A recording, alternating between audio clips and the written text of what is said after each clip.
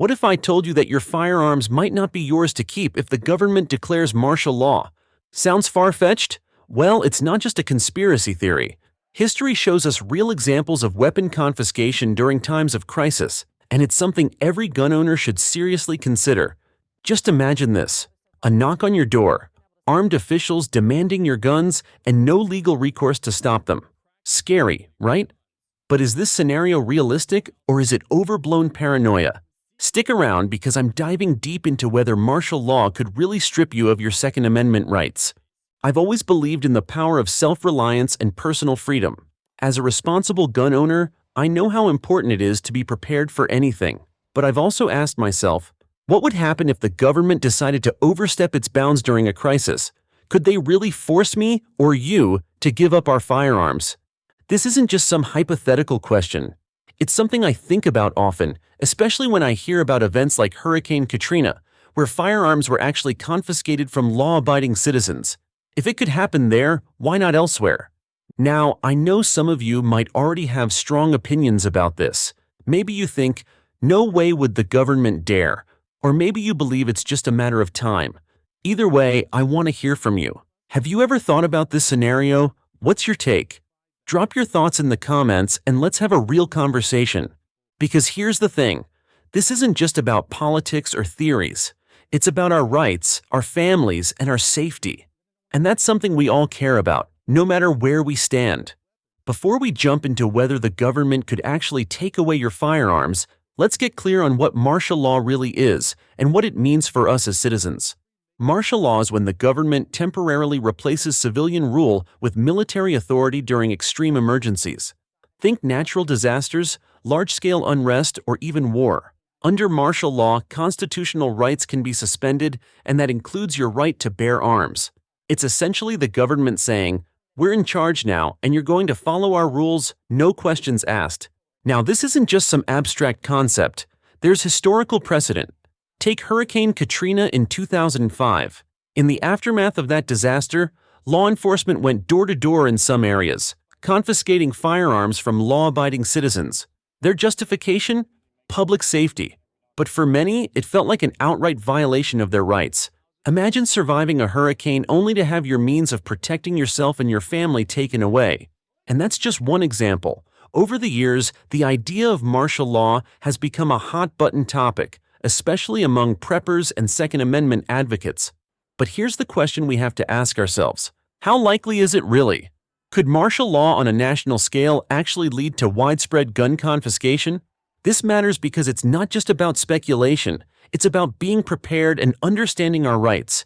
And if you're like me, you don't take those rights lightly. So let's unpack this further and separate fact from fiction. Let's start with the sheer logistics of gun confiscation. There are an estimated 350 million privately owned firearms in the United States.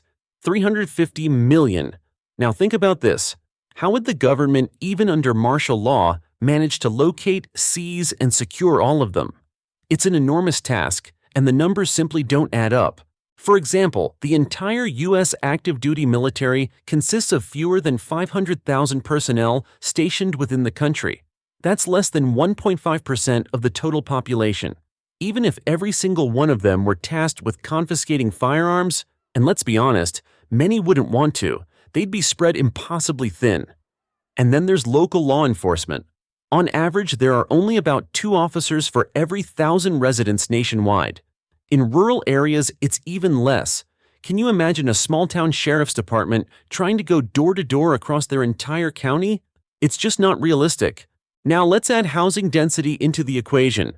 Urban areas are packed with people, which would make the task even harder and far more dangerous for those trying to enforce it.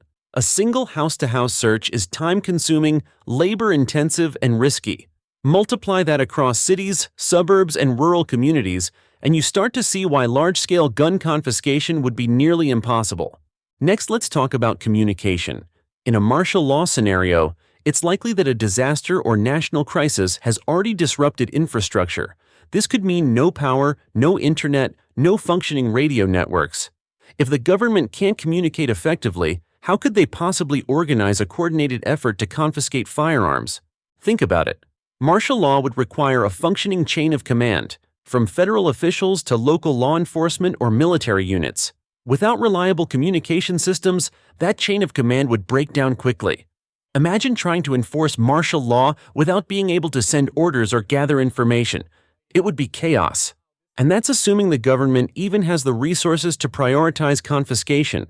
If roads are impassable, fuel is scarce, or resources are stretched thin, it's far more likely they'd focus on distributing aid or maintaining basic order than on seizing guns. Let's be honest, if they can't even get supplies to a disaster zone, are they really going to send troops to your front door? So without communication and coordination, gun confiscation under martial law becomes even more impractical. And this brings us to an even bigger obstacle: the resistance they'd face from everyday Americans. Even if the government could somehow organize a confiscation effort, they'd still face a significant problem: resistance. The truth is, Americans don't take kindly to the idea of losing their rights, especially when it comes to the Second Amendment. We've already seen examples of this resistance in action. Over the past decade, dozens of county sheriffs across the U.S. have publicly declared that they won't enforce federal gun control measures. These are law enforcement officers standing up and saying, "We're not going to take away people's firearms." So if they're unwilling to cooperate under normal circumstances, why would they suddenly change their stance under martial law? And it's not just law enforcement. Communities across the country would likely rally together to resist any confiscation efforts. We're talking about millions of gun owners who are prepared to defend their rights. Whether through legal action or civil disobedience, the pushback would be enormous. History shows us that government overreach often unites people in opposition. And when you're talking about something as deeply ingrained as the right to bear arms, you can bet that resistance would be widespread and determined. Here's where I think we need to shift our focus. In a real crisis, whether it's a natural disaster, a grid-down scenario, or total societal collapse, it's not the government you'd be worrying about. It's the breakdown of civil order. When law enforcement and emergency services are stretched thin, communities would likely turn inward.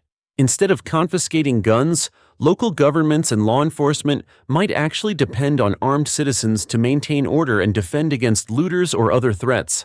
In this case, having a firearm could make you a valuable part of your community's defense. The truth is, the more immediate danger isn't from government-backed confiscators. It's from the chaos that follows a collapse of order. And in that scenario, being prepared and armed isn't just your right, it's your responsibility. So, what do you think? Could the government actually enforce widespread gun confiscation under martial law? Or is this just another doomsday scenario that's unlikely to happen? I've laid out the logistical challenges, the communication breakdowns, and the resistance they'd face, but now I want to hear from you. Do you think law enforcement and military personnel would even agree to such orders? Would local communities stand together to push back? Or do you believe the risk of confiscation is higher than I'm giving it credit for? These are big questions, and I know they spark passionate opinions. What would you do if martial law was declared and confiscation became a reality? How would you protect your rights and your family? Let's turn this into a real conversation. Share your thoughts in the comments below, because this isn't just about my perspective. It's about all of us figuring out what we'd do in a worst-case scenario. Your voice matters here. Whether you're on the side of "it could never happen" or "it's only a matter of time," let's hash it out together. After all, staying informed and prepared is what this community is all about. At the end of the day, the idea of gun confiscation under martial law raises more questions than answers. Could it happen? Technically, yes. But when you consider the logistical challenges, the lack of infrastructure during a crisis, and the overwhelming resistance it would face, it starts to look less and less feasible. That being said, it's still worth preparing for any situation. History has shown us that governments, even with the best intentions, can overstep their bounds in times of crisis. And as responsible gun owners, it's our job to stay vigilant, informed, and ready to protect our families and communities. But let me be clear, this isn't about fear or paranoia. It's about understanding our rights and making sure we're equipped to defend them if necessary. Because whether it's martial law, a natural disaster, or a societal collapse, one thing remains true: preparedness is key. So here's my take. Stay calm, stay prepared, and keep an eye on what's happening in your community. And above all, don't let fear dictate your actions. Use it as motivation to be ready for anything. If this video got you thinking, make sure to hit that like button and share it with someone who might need to hear this. Don't forget to subscribe for more content like this, where we break down the big questions and talk about what really matters to responsible gun owners. Now, I want to hear from you in the comments. What's your take on martial law and gun confiscation? Let's keep the conversation going because your perspective matters. And as always, stay sharp, stay safe, and I'll see you in the next one.